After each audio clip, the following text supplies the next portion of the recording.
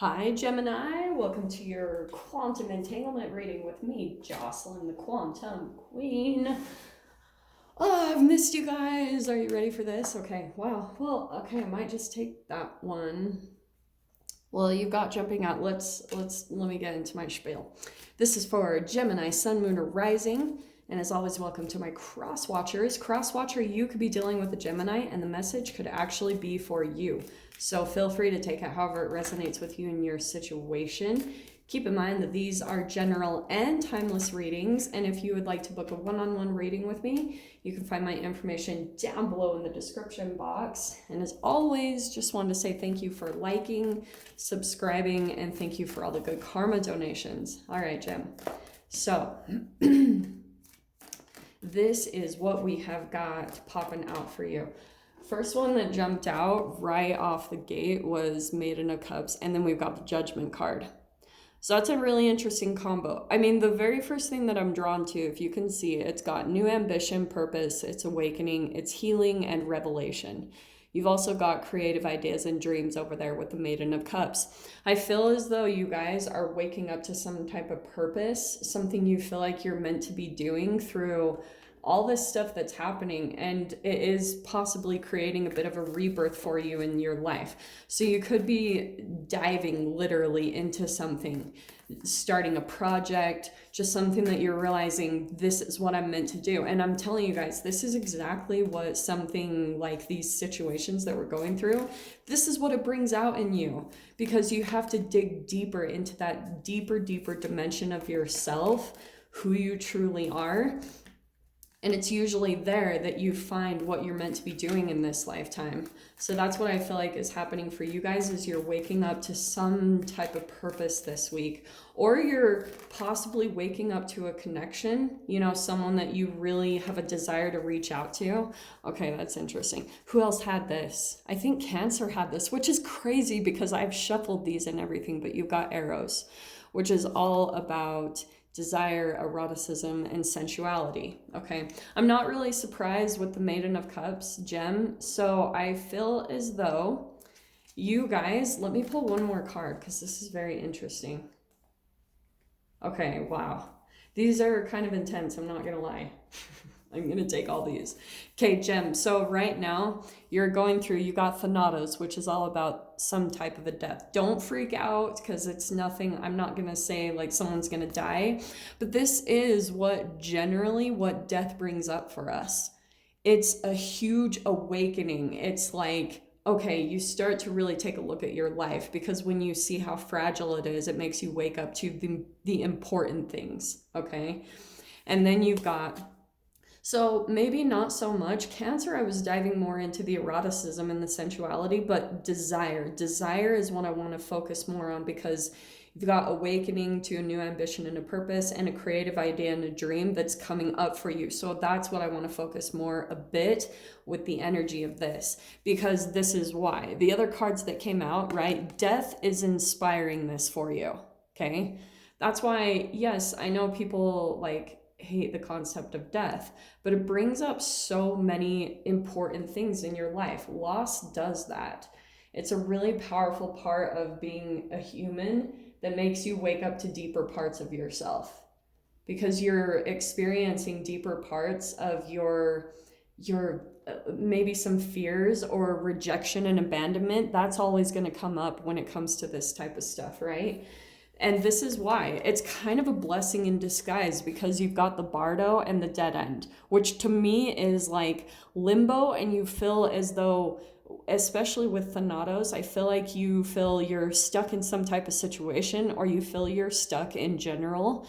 And so you're wanting to shift that. But this is why I love this, because the Bardo, when you are in this type of limbo, this looks like an eyeball too. You've got that kind of similar, because the Judgment card, that's got the third eye there too. It's going to be waking you up to your intuition, okay? A really deeper part of yourself.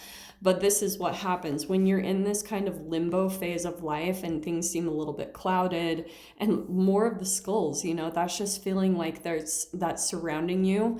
It will pull you deeper into the quantum part of yourself and make you pull things out of yourself that are pure magic. So this dead end card. This is, whenever I see this, it's so freaking cool, because the dead end, what appears to be a dead end, is really alive with opportunities. It's just our mind is like, whoa, whoa, whoa, there's this blockage, right? Everything's at a halt, but it's because it's going to make you dive into the more creative part of yourself and pull something out of you that you never would have expected. So that's what's really cool. I'm going to put that one right there and that there, okay? I like it. So let me pull, let's see what comes out here, because I'm going to get a few details here. So for some of you, this can be about a connection that you've been dealing with. You could be dealing with a water sign, a Pisces, Cancer, Scorpio. But like I said, let me pull out some more details here. What was that? Well, look at that. And there's your card, Gem. So you've got the Lovers. So this is involving some type of partnership or connection. Could be romantic, could be family, could be friend. You guys know how I roll, but this is mirroring. So it's mirroring something about you, Gem, and it's bringing out some inspiration. So since you're feeling stuck in some way, shape, or form, like I said, I feel as though you're going to start pulling all your energy back, and it could be from this Maiden of Cups, whoever that is. Don't get caught up by the gender. It could be male or female.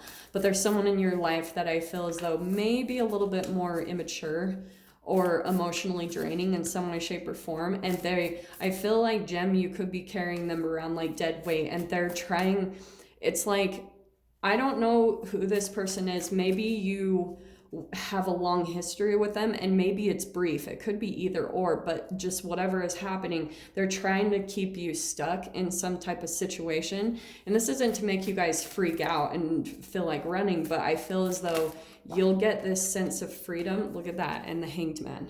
There's a connection here that's making you feel a bit stuck, because they're not wanting you to really move forward. They want to keep you, and they might be doing that with a bit of emotional manipulation, okay? Because the shadow side of this, is a distraction, artifice, emotional insecurity, and sensitivity. So I think that the person you could be dealing with, you have to take this however it applies to your situation. Maybe it's even you. I'm just being honest here. But I feel as though someone's using some type of like emotional guilt, or kind of saying things like, oh, but I love you, and oh, everyone picks the abusive person over me, I'm the good guy. Like, that's manipulation. And so that's what I think you need to come to a realization about, Gem, that you're kind of like possibly taking on the emotional burdens of someone in your experience. You feel responsible for them in some way, shape, or form. But look how good this is. So you've got the Lovers, the Hanged Man. You feel kind of stuck, but it's just because you need to be viewing the relationship in a different way. You need to see this person in kind of like the part of their psyche where they are stuck in, and that you're not going to be able to provide that growth and awakening for them. You can only be in control of your own awakening process, okay? Because it is putting a bit of a halt to your progress and to you being able to pull out of some type of limbo. It's like you're trying to move forward, and this person is like, no. Like, be here, Gem, be with me. It's very manipulative, but look at this. I think you're going to be walking away, 8 of Cups, because you're realizing like it's not emotionally fulfilling enough for you.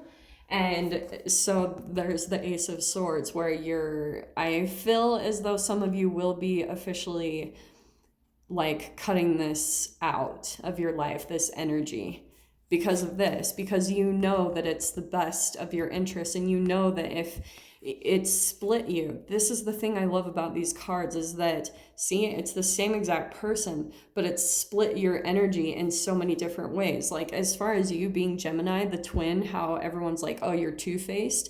It's only because sometimes you can get in your own head too much, which splits your vibration. And that can also be because of the way that you were raised, because you possibly had a parent that taught you that their opinion and their emotions mattered. And so you have this programming and pattern of yours where you do care about people, and you want to take care of them in a way. But then you have the other side that can go to the opposite extreme, where you're like cold and detached and distant, and you can just pull away at the drop of a hat.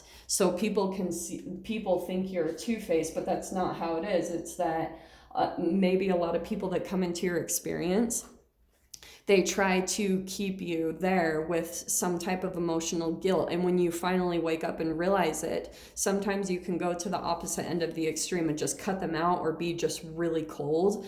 But it's just because you're picking up on a little bit of their emotional immaturity, that they're not really able to detach as easily as you.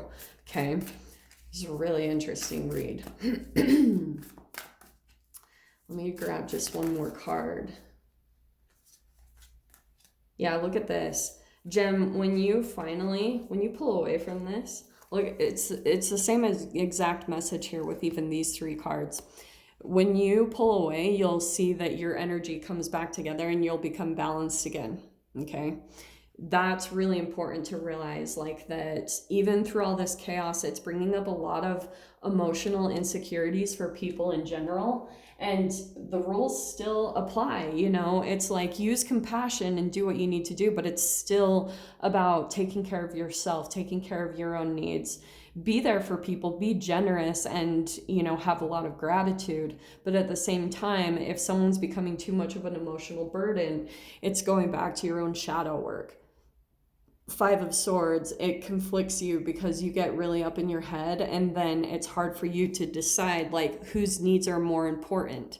And that's a part of your shadow that you're diving into through this whole process, is understanding how you were originally programmed in the first place.